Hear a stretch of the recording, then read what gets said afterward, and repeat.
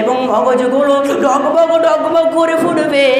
আজকে দেখবেন চুলাতে যেগুলি পানি গরম করায় এই পানিগুলো ফুটবে। এইভাবে কিয়ামতের দিন মানুষের মগজগুলো ডগমগ ডগমগ হয়ে ফুটবে। এবং মানুষেরা শুধু তাই নয়, এই সূর্যটা কাছে আসার কারণে জমিনটা আর জমিন থাকবে না,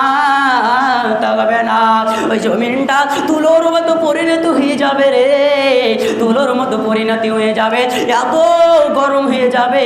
কাল কিয়ামতের দিন কেউ দাঁড়িয়ে থাকতে পারবে না, সবাই বলবে বাঁচাও বাঁচাও বাঁচাও, কিন্তু কিয়ামতের দিন কেউ বাঁচাতে পারবে না, সেদিনের নাম কিয়ামত। জি, সেদিনের নাম কিয়ামত। কিয়ামতের দিন কেউ বাঁচাতে পারবে না, আপনাকে কেউ সহযোগিতা করনেওয়ালা হবে না। আপনি দৌড়াদৌড়ি ছুটাছুটি করবে।